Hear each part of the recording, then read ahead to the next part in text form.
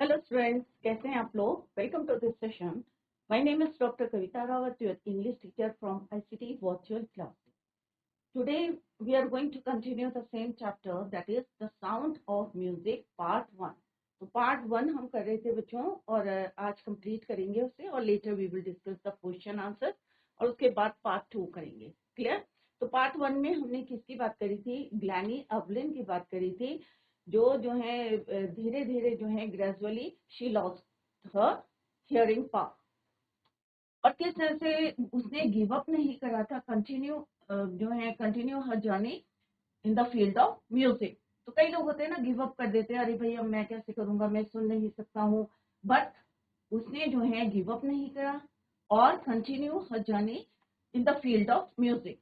अब किस तरह से किसने उसको हेल्प करी? कुछ टीचर्स ने उनको डिस्करेज करा, बट एक उनके जो है परक्यूशनिस्ट थे जिनका नाम क्या था, रॉन फोर्ब्स, और उन्होंने किस तरह से उनको कहा कि music through your body parts, कि बॉडी पार्ट्स के थ्रू आप उसको फील करो। और धीरे धीरे जो है उन्होंने एक्सरसाइज करा, और फाइनली वो जो है सक्सीड हो गई, और किस तरह से वो फील करने लगे। और उसके बाद आपने पढ़ा, जैसे हमने यस्टरडे भी डिस्कस की, जो है मोस्ट ऑफ द जो रिवॉर्ड थे या जो उन्होंने क्या करा था, कैप्चर्ड कर लिए थे top of the awards. Clear. तो यहाँ पे हम देख सकते हैं कि किस तरह से जो जिसकी हियरिंग पावर जो है शी लॉस, बट स्टिल उन्होंने अपना जो है एक अपनी फील्ड में किस तरह से जो है फेमस हो गई थी, वो हमने यहाँ पे डिस्कस करा। और यहाँ पे बच्चों एक मॉडर्न मैसेज भी है कि कभी भी आपको हार नहीं माननी है, कंटिन्यू योर जर्नी। कोई भी फील्ड है, ऑब्स्टिकल्स आती हैं, but you have to overcome those problems, clear, challenges. तो अभी हम इसी को कंटिन्यू करेंगे, ये हम पूरा जो है डिटेल में पढ़ चुके हैं। लास्ट हमारा रह गया था बच्चों, उसी को हम अभी कंटिन्यू करेंगे। तो यहाँ तक हमने पढ़ा था बच्चों कि एवलिन ने जो है कमिट किया था, कन्फेसिस मींस कमिट। क्या कमिट किया था? That she is something of workaholic. Workaholic क्या क्या होता है? जो रुकते नहीं है काम करने के, जुनून होता है, पीछे मुड़ के नहीं देखते हैं, कंटिन्यू देयर जर्नी, उसको बोलते हैं workaholic. A person who finds it difficult to stop, जिसको रोकना मुश्किल होता है, और एक जुनून सा होता है कि नहीं भाई मुझे ये गोल को कंप्लीट करना है या वान करना है। Clear. I have just got to work often harder than classical musician. और उन्होंने जिस तरह से बोला था कि मुझे इतना हार्ड वर्क करना था कि और जो क्लासिकल म्यूजिशियंस थे उनसे भी ज्यादा हार्ड वर्क करना था, but the rewards are enormous. क्यों करना था? क्योंकि हमारे हार्ड वर्क के बिहाइंड क्या है कि अगर हम आगे देखेंगे तो हम बहुत सारे एनॉर्मस रिवॉर्ड्स है। अगर आज हम मेहनत करते हैं तो आगे चल के इन फ्यूचर जो कॉन्सिक्वेंसेज है, उसके रिजल्ट क्या है कि हमें जो है, जैसे यहाँ पे एवलिन ने रुकी नहीं थी, हार्ड वर्क करा था, एक डिटर्मिनेशन था। एंड और किस तरह से उन्होंने मोस्ट ऑफ द जो रिवॉर्ड्स थे, अवार्ड्स थे, अपने नाम करे थे। तो यहाँ पे यही कह रही है कि उसके बाद जो है जो रिजल्ट आता है, but the rewards are enormous. जो उसके रिजल्ट्स होते हैं वो क्या होते हैं? बहुत अच्छे होते हैं, लार्ज होते हैं, enormous. Apart from the regular concert, Evelyn also gives free concert in prison. तो जैसे कल भी मैंने आपको बताया था कि किस तरह से ये नहीं है कि वो परफॉर्मेंस देती थी और उसके अलावा वो क्या करती थी, कंसर्ट्स देती थी अपने प्रिजन्स में या हॉस्पिटल्स में। She also gives priority the, और जो फर्स्ट प्रेफरेंस या प्रायोरिटी यू कैन से किसको देती थी? जो यंग म्यूजिशियंस थे। एंड रिचलिन ने क्या बोला? Of the Beethoven fund for deaf children says. अब एंड रिचलिन ने क्या बोला? जो बेथोवन फंड, एक फंड था बेथोवन फंड, उसके जो है एंड रिचलिन, और ये फंड किसके लिए था बच्चों? डेफ चिल्ड्रन के लिए, बेथोवन फंड। तो अभी आगे में भी क्वेश्चन पूछ सकते हैं आपसे कि फंड का नाम क्या था? That is Beethoven fund. तो एंड रिचमैन ने जो Beethoven fund for deaf children थे, उन्होंने क्या बोला? She is a shining inspiration. क्या है वो? प्रेरणा है, एक जो है शाइनिंग, चमकदार क्या है? इंस्पिरेशन है फॉर डेफ चिल्ड्रन। जितने हमारे जो है डेफ चिल्ड्रन है उनके लिए ये क्या है? शाइनिंग इंस्पिरेशन है। They see that there is nowhere they can not go. अब उन्होंने देखा कि किस तरह से वो पीछे नहीं हटी थी, कंटिन्यूस अपनी जर्नी करी थी, हार नहीं मानी थी। तो यहाँ पे हमको देख के लोग जो है इंस्पायर्ड हो सकते हैं कि they see that there is nowhere, जहाँ पे ऐसे लोग जो है डिसेबल्ड हैं या डफ हैं, पहुंच नहीं सकते, हर फील्ड में जा सकते हैं अगर आपके अंदर क्या है, डिटर्मिनेशन है और हार्ड वर्किंग की जो है, एक होता है ना कि जुनून सा होता है कि हाँ भाई मुझको जो है ये गोल को जीतना है, वन करना है। Evelyn Glennie was already accomplished. So accomplished means proved. Accomplished का मतलब क्या होता है बच्चों? Proved. More than that, most people twice her age. तो उन्होंने ऑलरेडी प्रूव कर दिया है कि जैसे अभी भी हमने इससे पहले भी पढ़ा था कि ज्यादा से ज्यादा जो है मोस्ट ऑफ द जो अवार्ड्स थे उन्होंने कैप्चर करे थे ग्लैनी एवलिन ने। तो यहाँ पे उन्होंने ऑलरेडी प्रूव कर दिया है कि मोर देन मोस्ट पीपल, ज्यादातर लोग जो उनसे डबल एज में है, ट्वाइस एज में है, उनसे भी ज्यादा जो है उन्होंने क्या करा है, प्रूव कर दिया है कि वो कितना जो है परफेक्ट है या कितने जो है एक्सपर्ट हैं इन हर फील्ड।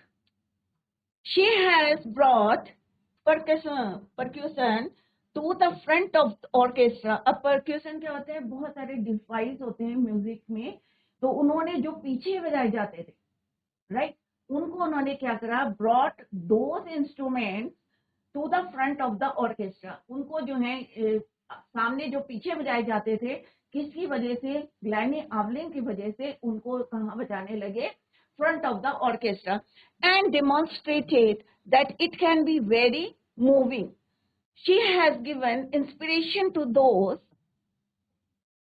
और उन्होंने उनकी वैल्यू भी बताई कि जो हमारे जो ऑर्केस्ट्रा के पीछे जो इंस्ट्रूमेंट्स बजाए जाते थे, डिवाइस बजाए जाते थे, उनको वो फॉरवर्ड लाई हैं, फ्रंट पे लाई हैं, फ्रंट ऑफ द ऑर्केस्ट्रा लाई हैं, demonstrated that it can be very moving. She has given, और किस तरह से उन्होंने उनको पॉपुलर करा, किसकी वजह से भी, एवलिन ग्लैनी की वजह से भी।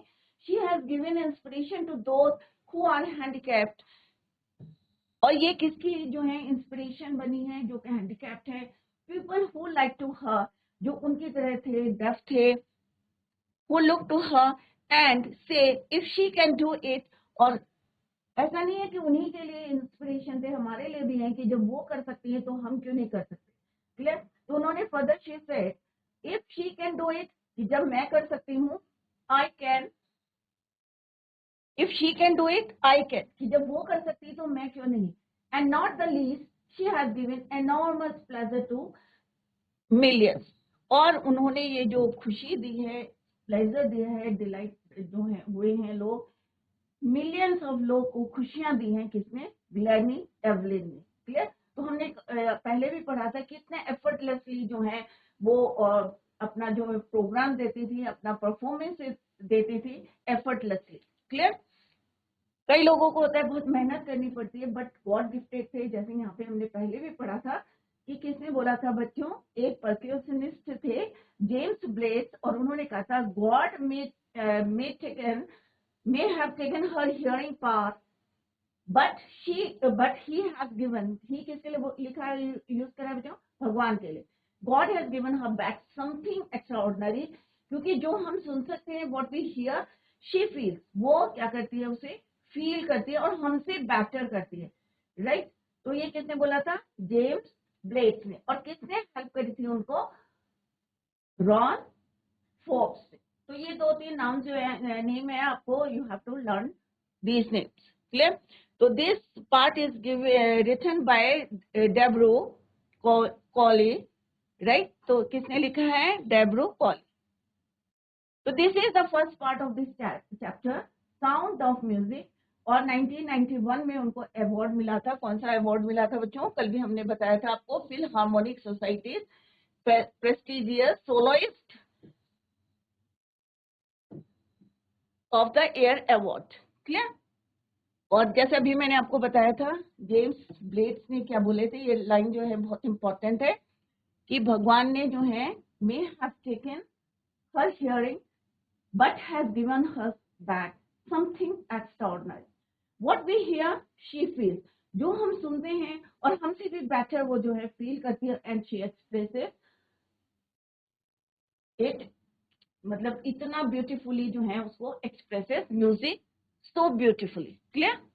तो this is all about this chapter. I hope सबके समझ में आ गया होगा। यहाँ पे वर्ड मीनिंग्स दिए हुए हैं, उनको भी आप जो है यहाँ पे लर्न करेंगे।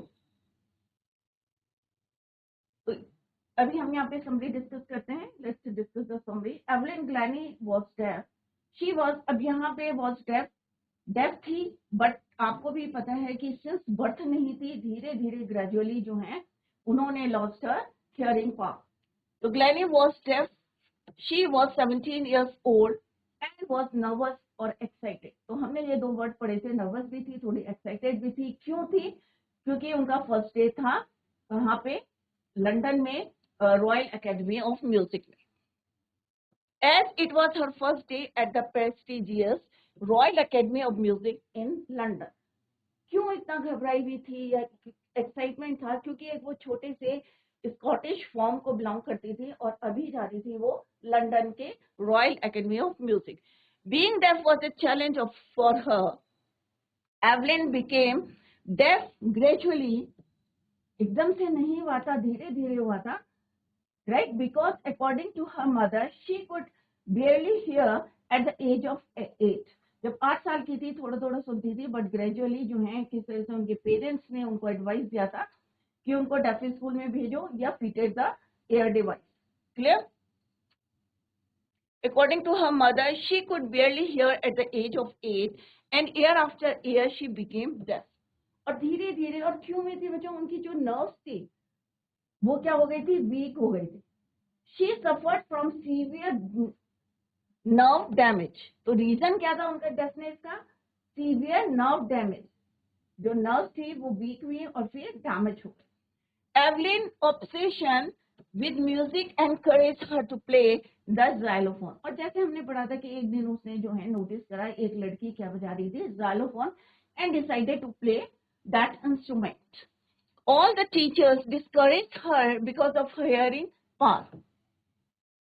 सारे टीचर्स जो है, मोस्ट ऑफ द टीचर्स क्या करते थे? उसको डिस्करेज करते थे। बट रॉन फॉस्ट एक जो है परक्यूशनिस्ट थे, and her teacher help her to learn sense music vibration with her body parts. She was a huge success all across the United Kingdom. She switch to solo. और धीरे धीरे उन्होंने क्या करा? अकेले जो है, सोलो का मीन्स मैंने बताया था, संग बाय द, कोई भी गाना जो है song sung by the singer. Performance at the age of 16 and secured one of the highest marks. और जैसे हमने जो है यस्टरडे भी डिस्कस, ये सबसे हाईएस्ट मार्क्स जो है उनको मिले थे। और ये फर्स्ट टाइम हिस्ट्री में हुआ था रॉयल एकेडमी ऑफ म्यूजिक में कि फर्स्ट टाइम किसी ने इतने हाईएस्ट मार्क्स स्कोर करे हैं म्यूजिक में। Clear? She became the world's most sought after percussionist and could play multiple musical instruments। बहुत सारे जो है डिवाइसेस जो है एक्सपर्ट हो गई थी।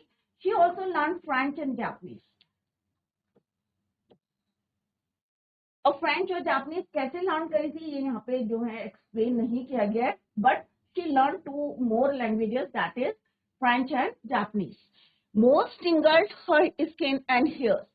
और जैसे हमने बताया था कि अब जो है इतनी ज्यादा जो है म्यूजिक को फील करती थी कि उन्हें लगता था कि म्यूजिक टिंगल्ड हर स्किन, कि उन्हें जो है जब भी म्यूजिक कोई बजता है तो उनके स्किन में और बालों में एक सेंसेशन होता है, tingled. She also use to remove her shoes. और अपने शूज को भी वो रिमूव करती थी while playing to sense the coming vibration. कोई भी वाइब्रेशन आते हैं तो उसको सुनने के लिए वो क्या करती थी? She removes her shoes। Vibrations of sound waves। She was presented with the Royal Philharmonic Society's prestigious Soloist of the Year award। She gave free performances in prison। और ऐसा नहीं है कि वो जो ऑडियंस में ही जो है परफॉर्मेंसेस देती थी, but she also give free performances in prison and hospitals. Evelyn was an inspiration for thousands and millions of disabled जो उनकी तरह हैं या और disabled हैं people all over the world, कि हमें हार नहीं माननी है, गिव अप नहीं करना है, और आपको क्या करना है? Continue your journey in your field. ये नहीं है कि हमें घबरा के चैलेंजेस को घबरा के हमें जो है स्टॉप हो जाना चाहिए, but you have to continue your journey according to your field. तो बच्चों किसी भी फील्ड में हो आपको स्टॉप नहीं करना है, आपको कंटिन्यू करना है, गिव अप नहीं करना है।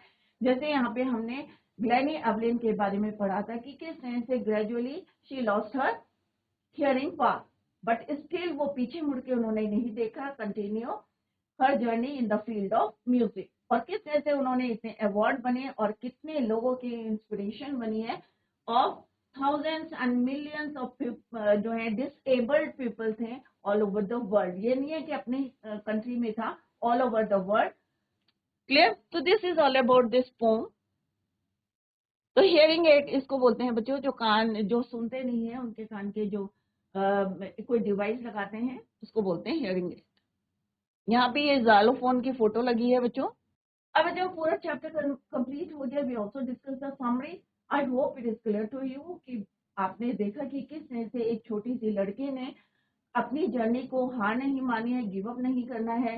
टीचर्स ने डिस्करेज करा है, बट रॉन फॉक्स जो उनके टीचर थे, परक्यूशनिस्ट भी थे, और उन्होंने किस तरह से उनको एनकरेज करा और फाइनली वो इस फील्ड में उन्होंने कितनी फेमस हुई और सबकी इंस्पिरेशन बनी। Clear? Now come to the first question, that is how old was Evelyn.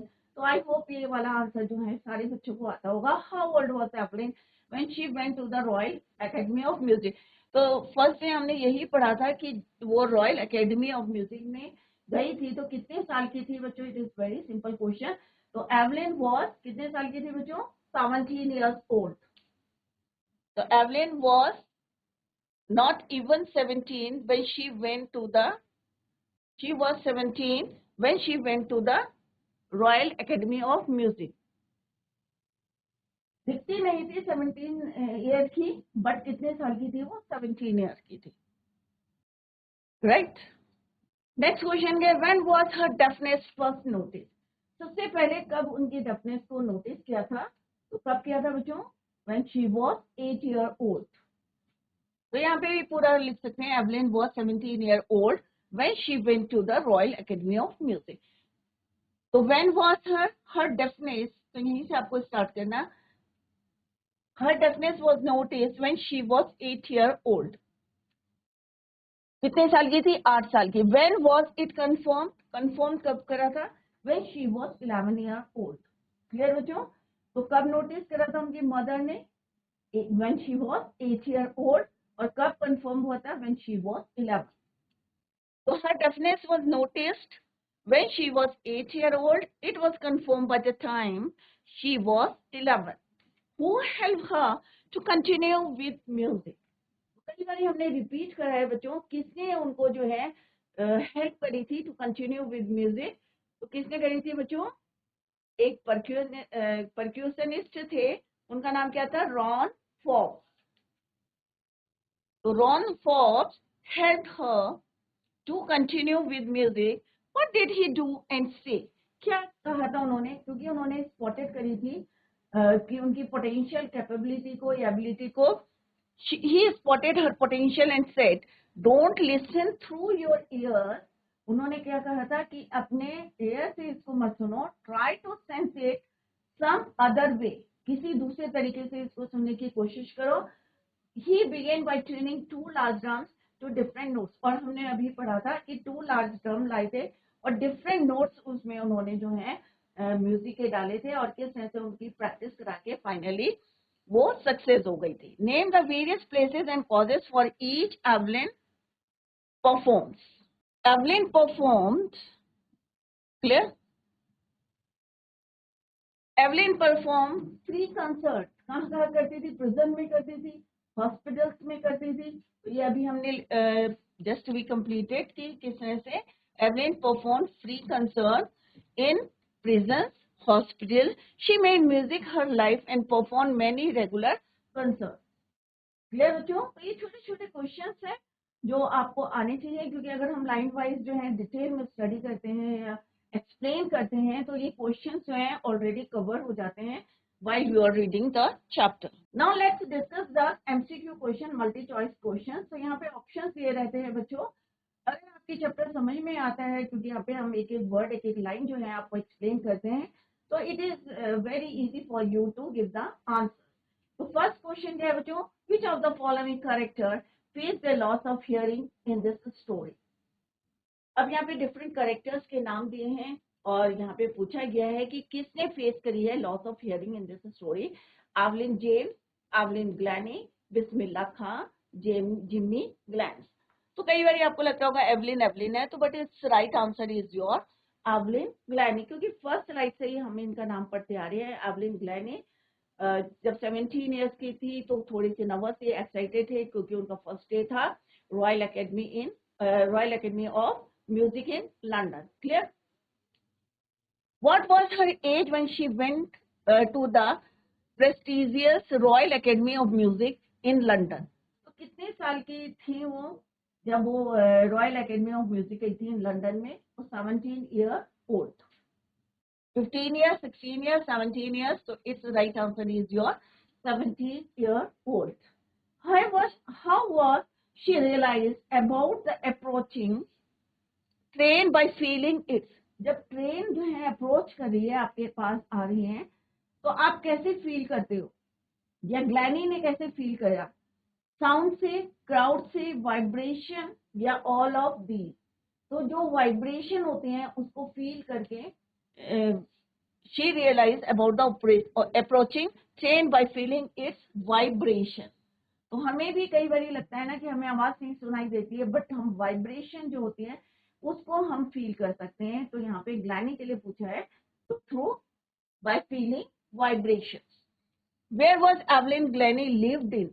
Evelyn Glennie कहाँ रहती थी बच्चों? लंदन में, फ्रांस में, अमेरिका या स्कॉटलैंड? पढ़ने गई थी वहां पे। She went to prestigious Royal Academy of Music गई थी, फर्स्ट डे था, बट रहती कहाँ थी बच्चों? स्कॉटलैंड। तो this is the right answer. आपको समझना है और फिर आपको आंसर्स देने। क्लियर बच्चों? Now come to the next question, that is what type of bigger challenge that she faced than most? That was that she was profoundly deaf, that she was blind, that she was not able to express the music, yeah, none of the above. So obviously its answer is your A. Now come to the next question, that is, at which of the following age Evelyn's mother noticed that Evelyn had hearing problem? तो कब उन्हें पता चला था कि Evelyn को ग्लैनी Evelyn को hearing जो है प्रॉब्लम है? 7 year old, 8 year old, 9 year old? तो अगर यहाँ पे ऑप्शंस नहीं दिए होते तो आई होप सारे बच्चों को पता होता कि when she was 8 year old. Next question क्या है बच्चों? Which of the following Evelyn manage to hide her growing deafness problem from? किससे छुपाई थी उन्होंने? ग्रैंड मदर से, फ्रेंड एंड टीचर से, father and mother, all of these deafness problem को। क्लियर बच्चों? तो it's right answer is your B, friends and teachers. Next question क्या बच्चों?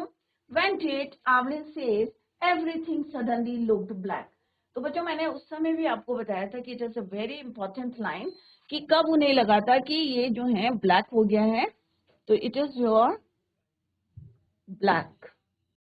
तो it's right answer is your friends and teachers. तो when did, कब लगा था उसे? When she was advised to use hearing aid and go to deaf school, yeah, when she was advised to go to deaf school, yeah, when she get poor number in exams, yeah, when she was rejected in music audition. तो कब हुआ था बच्चों उनके लिए suddenly सब कुछ black? when she was advised to use hearing aids and, और ये किसने बोला था बच्चों? उनके टीचर्स ने बोला था। they advised her parents, उनके पेरेंट्स को एडवाइस करा था। Clear? So this is the right answer. Next question is, what were 2 languages that she learned after his deafness problem? 2 languages और लर्न करी थी, जैसे अभी हमने पहले भी डिस्कस करा था। तो कौन सी 2 लैंग्वेजेस थी बच्चों? इंग्लिश एंड फ्रेंच, या फ्रेंच एंड बेसिक जापानीज, या basic Japanese and Chinese, English and Chinese? तो अभी मैंने आपको बताया था कि फ्रेंच एंड बेसिक जापानीज। तो ये 2 लैंग्वेजेस उन्होंने और सीखी थी after his deafness problem. While performing Evelyn always removed dash to feel the vibration of music. तो हमने पढ़ा था कि कब वो जो है शूज को रिमूव करती है, तो कहाँ पे करती है बच्चों, क्या करती है, रिमूव ईयर प्लग्स करती है, कोट करती है, शूज करती है, हेडफोन्स करती है. तो ऑब्वियसली हमने पढ़ा था कि प्लेटफॉर्म्स में जब भी जाती है, वुडन प्लेटफॉर्म्स में, तो वाइब्रेशंस को सुनने के लिए she remove shoes. In which year she received, अब ये मैंने बार बार बताया था कि this is a very important जो अवार्ड है, Royal Philharmonic Society prestigious soloist of the year. तो किस साल में मिला था ये अवार्ड ग्लैनी एवलिन को? 1985, 1990, 1991, 1985. तो कब मिला था बच्चों? 1991. What is the moral of this story? तो क्या आपको जो है यहाँ पे मॉरल मिलता है? Don't do anything against the life, या fought against the disability and make your own life, या हमें अपनी डिसएबिलिटी के अगेंस्ट लड़ना है और अपनी लाइफ को बनाना है, या do hard work and achieve your aim. तो ऑब्वियसली हमें जो है अपनी, अगर कोई हमें हमारी वीकनेस है या डिसएबिलिटी है, तो उसके अगेंस्ट यू हैव टू, हमें क्या करना है, लड़ाई करनी है, fought against the disability and make your life a success story. Clear? Next question है बच्चों, अभी हमने शॉर्ट क्वेश्चंस पढ़े, एमसीक्यू करे, और अभी ये लॉन्ग क्वेश्चंस हैं. How does Evelyn here music? Evelyn music को कैसे सुनती थी? इट्स वेरी सिंपल, अभी तक हम सुनते आ रहे हैं. Evelyn became deaf by the time she was 11. Complete जब डेफनेस आ गई थी, उनकी डेफ हो गई थी, शी वाज 11 years old. और नोटिस कब करा था? When she was 8 years old. But she didn't give up. और कब नोटिस करा था? जब उसकी मम्मी जो है called her but she didn't move, तो उन्हें लगा कि something was wrong with her. She was determined to lead a normal life and pursue her interest in music. और किस तरह से उन्होंने जो है कंटिन्यू करी अपनी जर्नी और गिव अप नहीं करा था. She didn't give up. और किसने हेल्प करी थी? उनके एक टीचर थे, रॉन फॉक्स, और परक्यूशनिस्ट भी थे. स्पॉटेड हर पोटेंशियल एबिलिटी को देखा. He asked her not to listen through ears, but try to sense through, yeah, by your body parts, yeah, some other way. She realized that she feel the higher drum, जैसे हमने अभी पहले भी discuss करा था कि base से up जो ऊपर वाला पार्ट था, higher drum, from the base up, and the lower one from the base down. Forbes repeated the exercise, उन्होंने ये रिपीट करी और उनको प्रैक्टिस कराया. And soon Evelyn discovered that she could sense certain notes in different parts of her body. She learned to open her body and mind to sounds and vibrations. She herself explained it pours in through every part of her body. कि पूरे एक एक part जो body के थे उसमें क्या करते, एक संचित वाइब्रेशन या साउंड को वो सुन सकते थे. It tingles in the skin, cheekbones and even my hair. उन्होंने कहा मेरी चीक बोन्स में, स्किन में, इवन माई हेयर, बालों से भी वो उसको सुन सकती थी. या एक टिंगल्स होते थे, सेंसेशन होता था, right. When she played on the xylophone she could sense the sound passing up the screen. तो हमने 3 पॉइंट्स मैंने उस समय भी आपको बताया था कि जब xylophone बजाती थी तो स्टिक के थ्रू जो है किस तरह से साउंड इनटू हर फिंगर टिप्स में पास होता था. अगर वो ड्रम बजाते थे तो by leaning against the drums she could feel the resonances, echoes जो है साउंड की कैसे सुनती थी, फ्लोइंग इनटू हर बॉडी. और जब वो wooden floor, she used to remove her shoes, अपने शूज को रिमूव करती थी. क्यों रिमूव करती थी? कि बेयर फीट से जो सेंसेशन होता है या वाइब्रेशन को she can feel all over the body. Clear? Up her life. तो this is all about the first part of this chapter. तो आई होप सारे बच्चों को समझ में आ गया होगा. Sound of Music. तो यहाँ पे हमने ग्लैनी एवलिन की बात करी थी. अब नेक्स्ट पार्ट है बच्चों, पार्ट 2 है. द साउंड ऑफ म्यूजिक का पार्ट 2 है. बिस्मिल्लाह खां की सब लोग जानते हैं.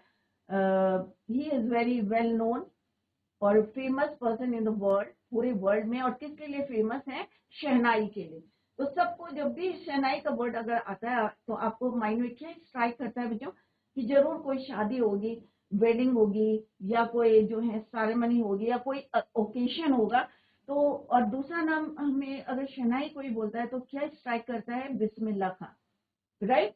तो इतने वर्ल्ड फेमस पर्सन थे और इतनी अच्छी शहनाई बजाते थे। तो दो ही हमें नाम जो है, दो ही पॉइंट्स हमारे स्ट्राइक करते हैं माइंड में। फर्स्ट वन इज कि कोई ओकेशन है, वेडिंग सेरेमनी है या कुछ और है, बट सेकंड नाम जो हमारे माइंड में आता है दैट इज योर बिस्मिल्लाह खां। तो यहाँ पे हम यही पढ़ेंगे कि किस तरह से हाउ जो है किस तरह से शहनाई का जो है डिस्कवर्ड की थी। क्योंकि पहले जो है एक पुंगी जो है, आपको लग रहा होगा पुंगी एक इंस्ट्रूमेंट बजाया जाता था रॉयल कोर्ट्स में, बट औरंगजेब ने क्या करा था, उसको बैन कर दिया था। क्योंकि उसे लगता था कि इसकी जो आवाज है कैसी है, बहुत श्रिल है, और श्रिल है मीन्स अनप्लेजेंट है, उन्हें अच्छी नहीं लगती थी। That is why he ban that instrument, pungi. उसके बाद एक बार्बर था, नाई था, और किस तरह से उन्होंने जो है बैम्बू से एक होल करके जो है फ्लूट टाइप की, जिसको बांसुरी कहते हैं, इस टाइप का एक इंस्ट्रूमेंट बजाया उन्होंने। तो धीरे धीरे जो है राजा को जो है बहुत अच्छी लगी, उसकी आवाज प्लेजेंट लगी, अच्छी लगी। दैट इज वाई उन्होंने ऑर्डर करा कि ये रॉयल कोर्ट्स में बजाई जाए। तो नाम कैसे पड़ा? शाही कोर्ट में बजाई गई तो शाह, शहर, और नाई, क्योंकि बार्बर को हिंदी में क्या बोलते हैं, नाई, तो शहनाई। तो इस तरह से उसका नाम जो है शहनाई का नाम डिस्कवर्ड हुआ। किसने करा बच्चों? बार्बर ने करा, क्योंकि रॉयल कोर्ट में बजाई जाती थी शह नाई, और नाई ने डिस्कवर्ड करा शहनाई। तो इसी को हम डिटेल में पढ़ेंगे इन द नेक्स्ट लेक्चर। तो बच्चों that's all for today. Thank you so much, bye, take care, have a nice